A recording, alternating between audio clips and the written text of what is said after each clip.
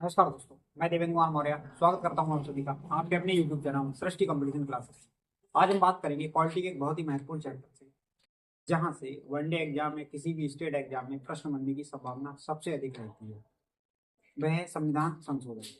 और उसमें भी आज हम जो पढ़ेंगे वह है 42वां संविधान संशोधन, जो अपने आप में एक छोटा संविधान है। और यहाँ से हर एक परीक्षाओं में एक ना एक प्रश्न पूछा ही जाता है। तो चलिएगा, एक बार आप इसे सही से समझेंगे तो यहाँ से यदि प्रश्न बन रहा है तो आप उसे करने में सक्षम होंगे। चलिएगा, देखते हैं। पहला है 42वां संविधान संशोधन कब हुआ था। पहली बात तो ये है, 42वां संविधान संशोधन कब हुआ था, तो वह हुआ था 1976 में। यानी 42वां संविधान संशोधन कब हुआ, 1976 में। इसे कभी कभी, या इसे हम यूं कह दें, इसे छोटा संविधान भी कह देते हैं, क्योंकि इसमें इतने महत्वपूर्ण संविधान संशोधन हुए, यानी इतने महत्वपूर्ण प्रावधान जोड़े गए हैं कि इसे हम छोटा संविधान भी कह सकते हैं।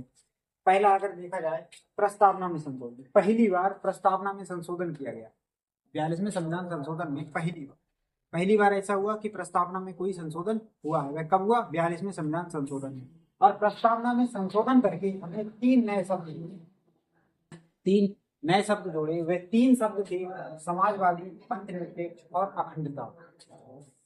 ध्यान रखेंगे, पहली बार प्रस्तावना में संशोधन कब हुआ है, 42वें संविधान संशोधन में। और क्या तीन नए शब्द जोड़े गए हैं, समाजवादी, पंथनिरपेक्ष और अखंडता। अब देखते हैं, ये बहुत यानी ये इंपॉर्टेंट है, पूछ लिया जाता है कि जो पहली बार प्रस्तावना में संशोधन कब हुआ, तो कब हुआ, 42वें संविधान संशोधन 1976 में। और उसमें क्या जोड़ा गया, ये पूछा जाता है, तो क्या तीन नए शब्द जोड़े गए थे, समाजवादी, पंथनिरपेक्ष और अखंडता।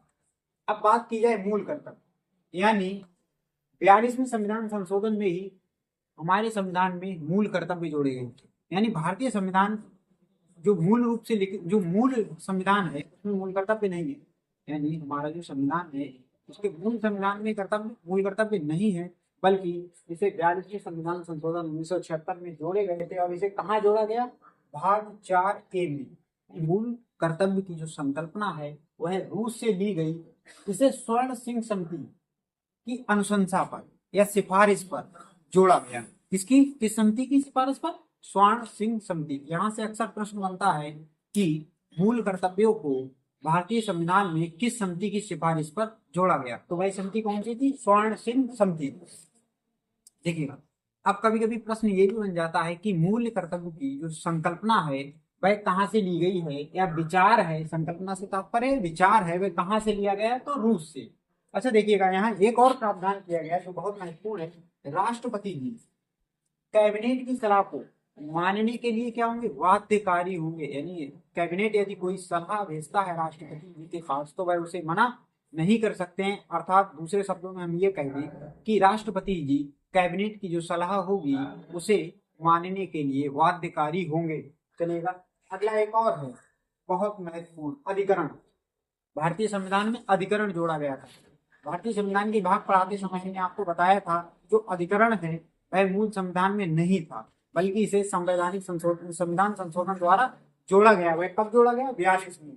तो ये कहाँ जोड़ा गया, मूल संविधान में नहीं था तो संविधान में कहीं ना कहीं जोड़ा गया होगा। तो ये भाग 14A में कहाँ जोड़ा गया, 14A, यानी 14 का, या हम कह दें 14 का में, या फिर दूसरे शब्द में कह दें 14A में जोड़ा गया। अधिकरण को कहाँ जोड़ा गया है, संविधान के भाग 14A में। ठीक है ना। संविधान संशोधन को न्यायिक समीक्षा से बाहर कर दिया गया। इसमें एक और महत्वपूर्ण संशोधन किया गया कि जो संविधान संशोधन है उसे न्यायिक समीक्षा से बाहर कर दिया गया।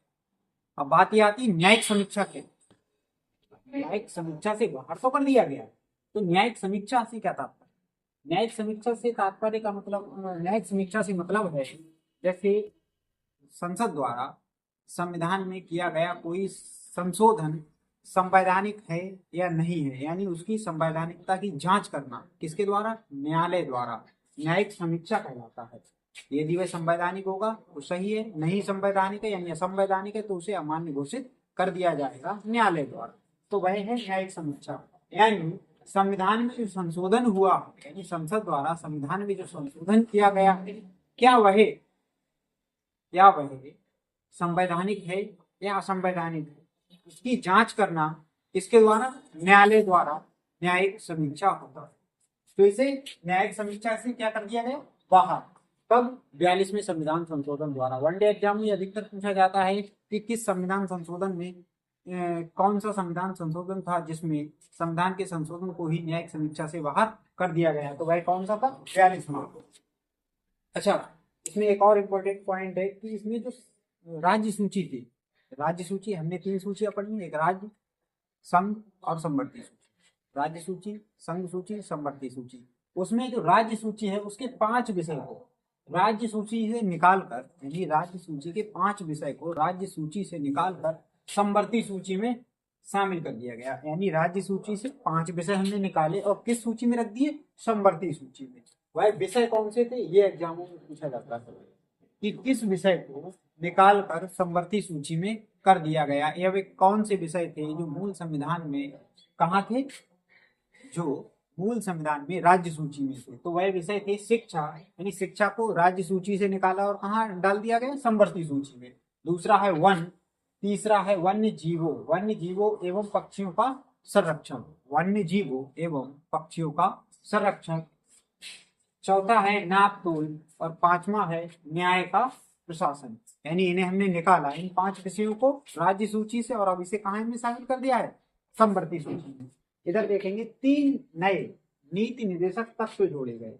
क्या जोड़ा गया, 3 नए नीति निदेशक तत्व जोड़े गए। यदि बात की जाए वह कौन से नीति निदेशक तत्व थे, तो था उद्योगों के प्रबंधन में, उद्योग जो होंगे यानी जो इंडस्ट्री होंगी उनके प्रबंधन में कर्मचारियों का भाग लेना। उद्योग मतलब इंडस्ट्री का जो भी प्रबंधन होगा, कोई भी कार्य करेंगे तो उसमें कर्मचारियों का भाग लेना। सही है।